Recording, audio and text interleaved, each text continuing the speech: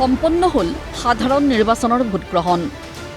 বিক্ষিপ্ত ঘটনা ঘটিলেও সামগ্ৰিকভাবে শান্তিপূৰ্ণ ভোটগ্ৰহণ পৰ্ব।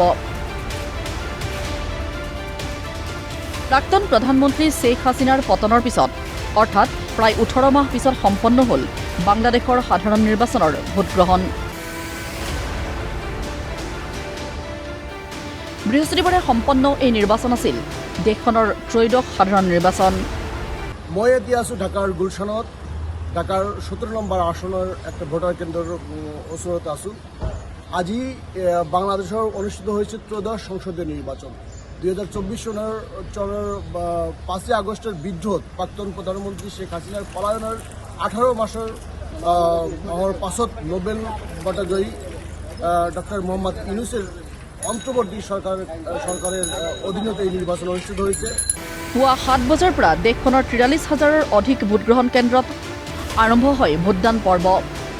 নিৰ্বাচনটোৰ প্ৰচাৰৰ সময়ত সাধাৰণ ভোটাৰসকলক বৰ উৎসাহিত হোৱা দেখা নগলেও বৃহস্পতিবাৰে দীঘলীয়া শাৰীৰে ভোটগ্ৰহণ কেন্দ্ৰবোৰত দেখা গ'ল ভোটাৰসকলক। নবীন প্ৰজন্মৰ ভোটাৰসকলৰ মাজতো দেখা গ'ল উৎসাহ।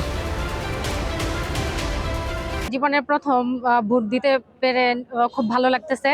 আর এত সুষ্ঠু সুন্দরভাবে ভোট হচ্ছে, খুবই আনন্দের সাথে সবাই ভোট দিতেছে, খুবই ভালো লাগতেছে। আর এইবারই আমরা প্রথম ভোট দিতেছি, তার জন্য আরো বেশি ভালো লাগতেছে। সাবেক স্বৈরাচার সরকারের আমলে মানুষজন ভোট দেবেন স্বতঃস্ফূর্তভাবে 17 বছর পরে একদম উৎসব মুখরভাবে ভোট দিতেছে সবাই, এবং আলহামদুলিল্লাহ সবাই আবার সুন্দরভাবে ভোট দিয়ে নতুন সরকার গঠন করবে। এইবাৰৰ নিৰ্বাচনটোত নাই আৱামী লীগ, সেয়ে ভোটাৰসকল কিছু নীৰৱ। এই পৰ্যবেক্ষণ এগৰাকী সাংবাদিকৰ। নির্বাচনটা একটু ভিন্ন রকম মনে হচ্ছে, মানে ভোটাররা মনে হচ্ছে কিরকম একটু নীরব ভোটাররা ওইভাবে কোনো কথা বলতেছে না। ভোটারদের মধ্যে একটা ভয়ভীতি আছে। তার কারণ হচ্ছে বাংলাদেশের একটা বৃহত্তম হচ্ছে আওয়ামী লীগ। যেহেতু আওয়ামী লীগ এই মুহূর্তে মাঠে নাই, ওনারা ইলেকশনে যান নাই, এবার যারা আওয়ামী লীগের সমর্থন বা আওয়ামী লীগকে যারা ভালোবাসে তাদের অনেকেই ভোট কেন্দ্রে গেছে। তবে সেই ভোটগুলাই দুই দল, বিএনপি এবং জামাত, তারা দুইটা দলই তাদের ভোটগুলাই তাদের মানে ইয়াতে নেওয়ার জন্য মানে তারা আপ্রাণ চেষ্টা করছে। তবে সর্বশেষ এখন যদি বলতে যাই, বাংলাদেশের পরিস্থিতি একেবারে খারাপও বলা যাবে না, একেবারে ভালোও বলা যাবে না। আৱামী লীগ নাই বাবেই এইবাৰ মূল প্ৰতিদ্বন্দ্বী বিএনপি আৰু জামাত ই ইছলামী নেতৃত্বৰ 11 দলৰ মৰ্চা। অৱশ্যে নিৰ্বাচনটোত বিএনপিয়ে বিজয়ী হৈ চৰকাৰ গঠন কৰিব বুলি আশাবাদী বিএনপিৰ শীৰ্ষ নেতা তথা প্ৰধানমন্ত্ৰী প্ৰত্যাশী তারেক রহমান।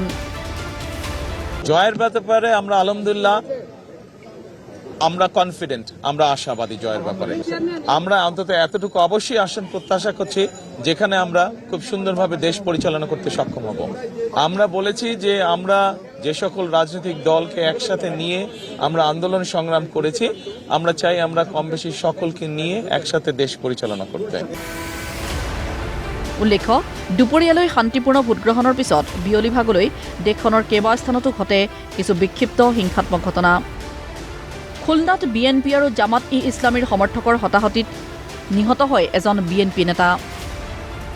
গোপালগঞ্জত ঘটে এক বোমা বিস্ফোৰণ, ইয়াত শিশুসহ আহত হয় 3জন লোক।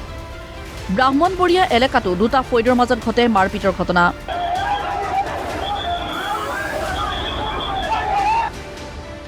ৰাজশ্বাহীতো ঘটিছে হিংসাত্মক ঘটনা।